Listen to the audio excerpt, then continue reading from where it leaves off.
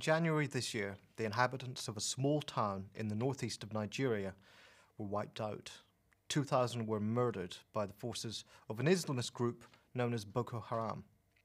Since the group, initially formed in 2002-2003, launched its uprising 6 years ago, Boko Haram has repeatedly made lurid international headlines. The vast majority of reporting on the subject concerns a litany of grim, terrifying atrocities carried out by the groups, leading to thousands of deaths and creating 650,000 refugees. In 2014, the biggest story about Boko Haram concerned the kidnapping of hundreds of schoolgirls from the town of Chibok, some of whom, it was reported, were going to be used as sex slaves. The international reaction was partially shaped by a PR firm hired by the Nigerian government for $1.2 million to help them rally international support for their own domestic war on terror.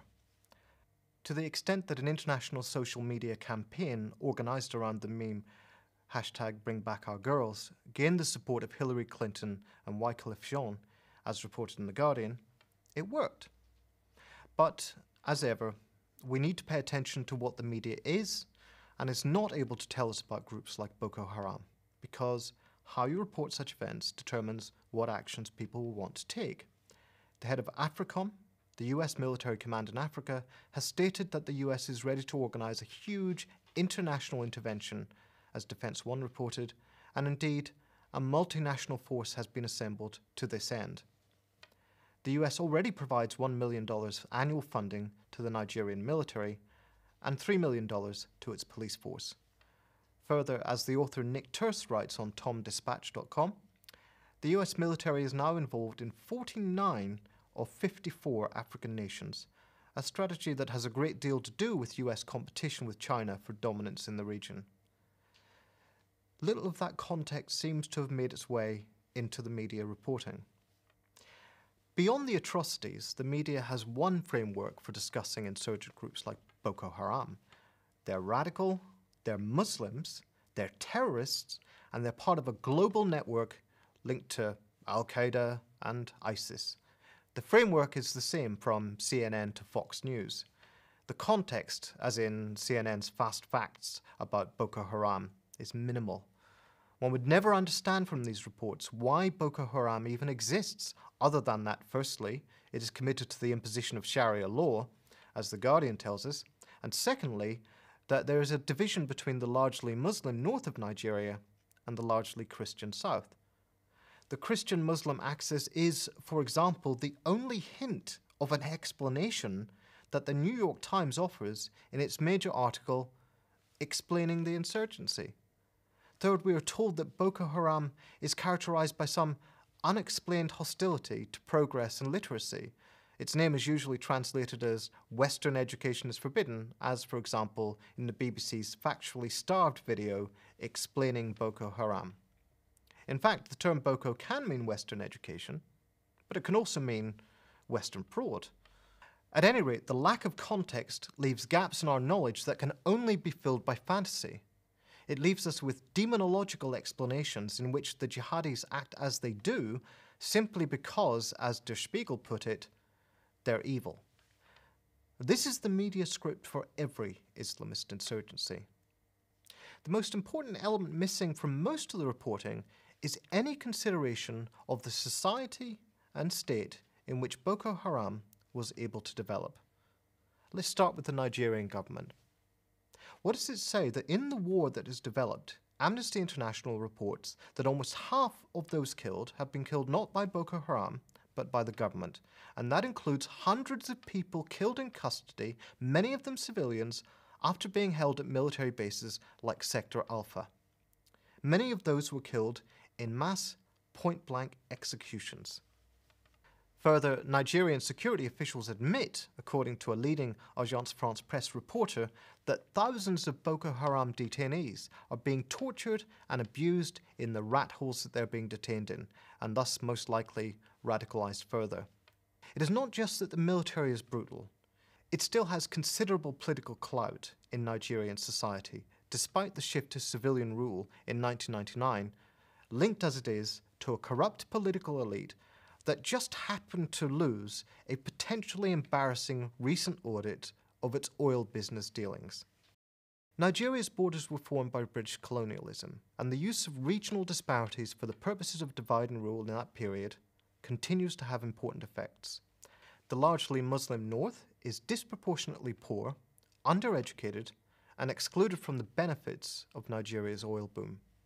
The former governor of the Central Bank of Nigeria argues that the grossly uneven way in which oil revenues are distributed has contributed a lot to Boko Haram's rise. The parties have historically tended to rotate the power of office between candidates from different ethnicities in different parts of the country. In recent years, the North has been deprived of its turn by the decision of President Goodluck Jonathan, a Southern Christian, to stand again in the 2011 presidential elections. The regional bitterness is such that in the north of the country, where Boko Haram are carrying out their atrocities, many people believe that it is the result of some sort of conspiracy by President Jonathan to depopulate the north or to demonize Islam. Boko Haram also thrives on a more diffuse sense of injustice. Petty thieves are punished, while a governor who embezzles millions gets off scot-free. The Nigerian writer and academic Jidiofor Adibi argues that the biggest delusion about Nigeria is that everything would be perfectly okay if Boko Haram didn't exist. In fact, the violence of Boko Haram reflects the violence of armed groups, criminal gangs, and communal struggles across the country. Adibi bleakly contends that Nigerians are giving up on the idea of the Nigerian nation and are retreating to ethnic and religious cantons. Importantly, Boko Haram, despite the impression given in Western media reporting, is not a tightly centralized outfit. Africa Check, in their Boko Haram fact sheet, reveals that it is more of an umbrella group for a series of local cells whose motivations are diverse and who initiate attacks often for their own local reasons. This poses a major challenge for anyone hoping to decapitate the group or negotiate a peace deal. There's not much to decapitate and no one leader with whom an authoritative peace deal could be reached. This is also what is wrong with the narrative that Boko Haram is in league with ISIS and Al-Qaeda.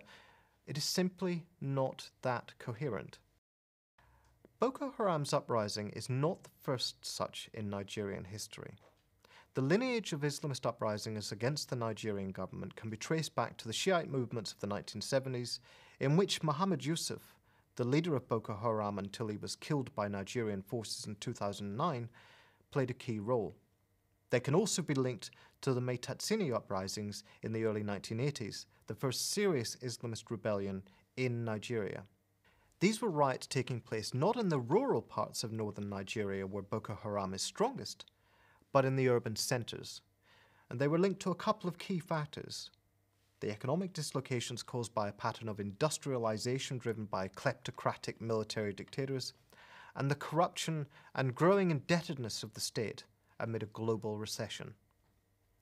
The foot soldiers of the rebellion were jobless young men, the urban poor, attracted to a pious, millenarian religious movement which offered the prospect of an immediate rupture in an intolerable society.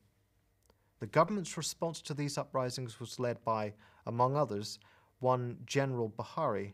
In cracking down on these uprisings, he also waged a vicious war on Nigerian civil society, as reported in the Huffington Post, mandating his security chiefs to arrest and hold people for up to 3 months without charge. Strikes and protests were crushed by secret police, and critics such as Fela Kuti jailed and tortured.